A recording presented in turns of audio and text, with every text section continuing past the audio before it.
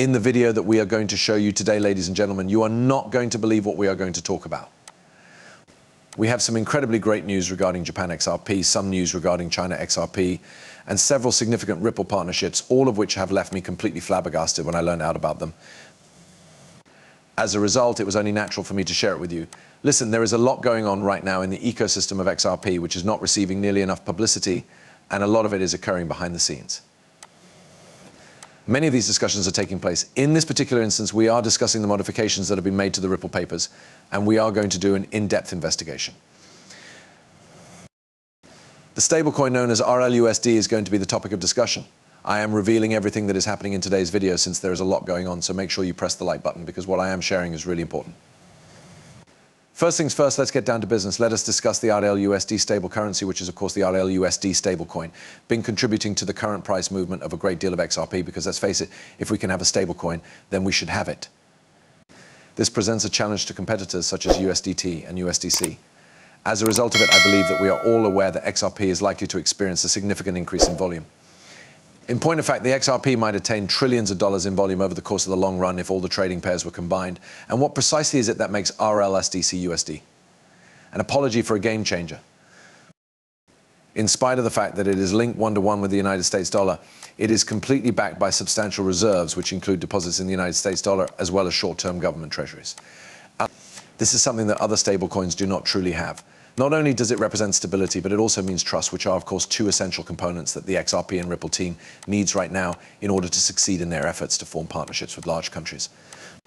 If we are able to demonstrate, take, for instance, the United States government, which has a massive and stable cryptocurrency ecosystem that possesses all of these one-of-a-kind capabilities.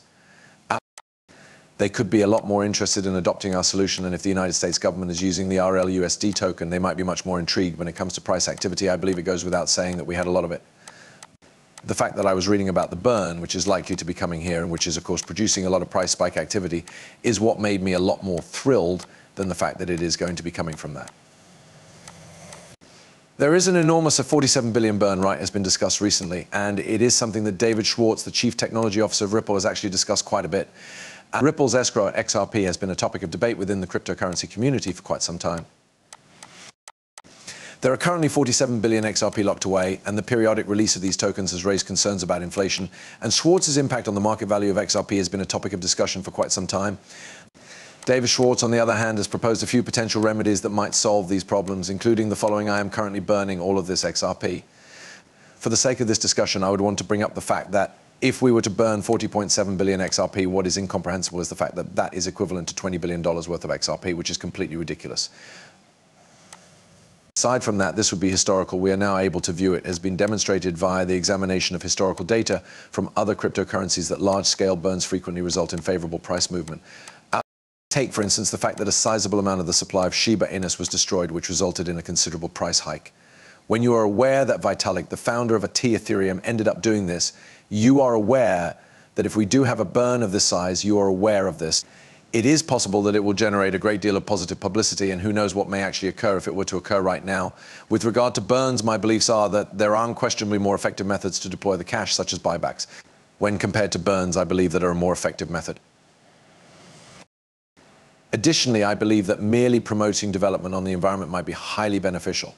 To tell you the truth, it is the only thing that I care about, as long as it is not thrown on investors. You are aware that having more utility on chain would be wonderful, but I am curious about the opinions of your people regarding the fire that occurred below. In addition, another issue in the news is Japanese news, right? To be more specific, I made a passing reference to this in the beginning of my video here. The first thing to note is that there is a lot happening on right now. When it comes to the financial sector in Japan, XRP is currently considered as having broad adoption. Irrational to the extreme. Therefore, it is clear that the ambitious ambition that SBI has to completely incorporate XRP into Japan's financial system by the year 2025 is already in action. In spite of the fact that this is happening formally, it is not limited to payments alone. In addition, SBI is developing the SBI VC trade platform, which will enable customers to acquire XRP directly using the Japanese yen. This is something that you should know. Also, this results in XRP. You can see that it is now far more accessible to the general public than it ever was previously. Japan is a fairly traditional country. They are, at the very least, a bit of an old-fashioned approach to handling their finances, and the majority of people just use automated teller machines. They take out cash, and that is the end of it. As far as I can tell, they simply go about their daily lives paying cash for everything, and that is how they live their lives. The fact that it is going to be accessible to the broader Japanese people in such a manner is going to be incredibly important. Not only is this going to be massive, but there are also significant and huge incentives at SPY. Moreover, the cryptocurrency trading fund is providing services to customers who pay using XRP. Therefore, what they are going to be doing is, in essence, they are going to be providing incentives to individuals so that they would begin trading and making use of their tokens. Furthermore, it is anticipated that this would ultimately result in a significant rise in volume. The reality of the matter is that these tokens have already experienced a significant growth of 502% since they were published in February of 2024. It is impossible to predict what will happen if XRP is made more accessible to the general people in Japan. What a lot of these tokens are going to be able to do right, and just overall what we're seeing is just the global reach of XRP really growing, and it's growing a lot in foreign markets. But the two foreign markets we really need to continue to keep an eye on here is definitely Japan and South Korea. Those are insane markets that are super deep into cryptocurrency right now. To put it simply, we are quite happy with that, guys, in general. Yes, there is a lot of possibility for XRP to have favorable price activity here.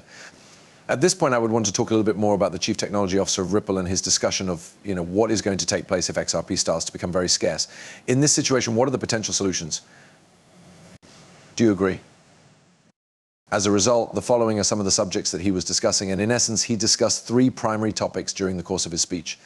Initial and foremost, to enhance the divisibility of XRP, which indicates that the initial solution would require the community coming to an agreement to increase the divisibility of XRP. A software upgrade that would enable smaller XRP token subdivisions would be necessary in order to implement this modification. Furthermore, by expanding its divisibility, XRP would continue to be a viable choice for all transactions, regardless of the total quantity of the cryptocurrency around the world. To put it another way, if one XRP was worth $10,000, then this would be a nice way to go about things. In addition to that, there are the transaction costs. Changes might be made to those. It is possible for us to make it such that if XRP is $10,000 and the cost of each transaction is 0.0001, but having XRP at $10,000 is simply too costly. It would be possible for us to modify those fees, and in addition to that, we would be able to have transaction credits, of course. And this is kind of like the end answer, and these credits would be released with a zero balance for all users and priced at 1/1,000,000th of an XRP, so that each and every time you complete a transaction, you would receive a credit. I've seen that the XRP community has been having a lot of conversations around this topic, such as if XRP reaches 10,000, 70,000, or 60,000. Regardless of the price, are we still able to utilize our preferred token? The correct response is that you are free to do so. A great number of various options are now in place. Do not be concerned about it then. However, one thing that has been really disturbing me recently is the amount of hatred that we have been receiving right now from a variety of powerful personalities. This is something that has